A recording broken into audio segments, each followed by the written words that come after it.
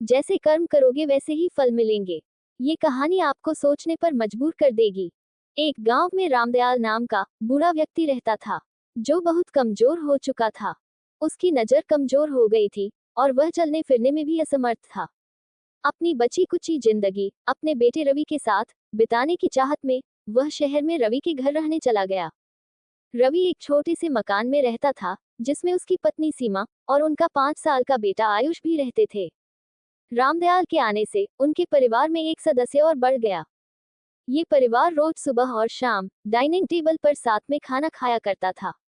लेकिन रामदयाल की कमजोरी के चलते वह अक्सर खाने की चीजें नीचे गिरा देता और कभी कभी कांच के बर्तन भी टूट जाते थे। कुछ दिनों तक रवि और सीमा ने ये सब सहन किया, लेकिन फिर वे चिढ़ने लगे।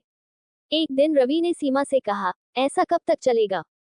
हमें कुछ करना पड़ेगा। सीमा भी इस बात से सहमत हो गई। अगले दिन रवि कहीं से एक पुरानी मेज लेकर आया और घर के एक कोने में रख दिया। उसने रामदयाल से कहा, पिताजी आप यहीं बैठकर खाना खा लिया करें। उन्होंने रामदयाल के लिए लकड़ी का बर्तन भी बनवा दिया, ताकि उनके कांच के बर्तन सुरक्षित रहें। अब रामदयाल एक कोने में बैठकर अकेले खाना खाने लगे, जबकि बाकी परिवार डाइनिंग टेबल पर खाता था।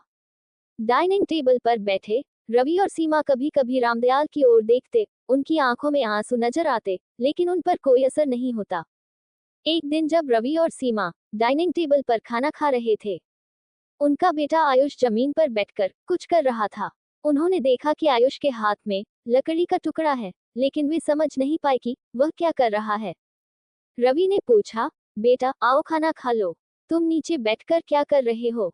आयुष ने मासूमियत से जवाब दिया, अरे मम्मी पापा, मैं आप दोनों के लिए लकड़ी का बर्तन बना रहा हूँ, ताकि जब आप बूढ़े हो जाओ तो मैं आपको इसमें खाना दे सकूं।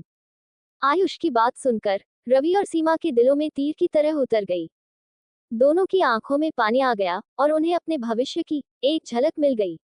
उन्होंने अगले ही दिन कोने से वह पुरानी मेज हटा दी और अब रामदयाल फिर से परिवार के साथ मिलकर खाना खाने लगे। उनकी गलतियों से अब किसी को कोई परेशानी नहीं होती थी।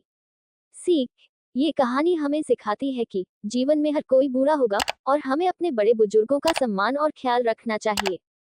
जैसा हम अपने लिए चाहते हैं, वैसा ही हमें दूसरों के साथ भी व्यवहार करना चाहिए। धन्यवाद।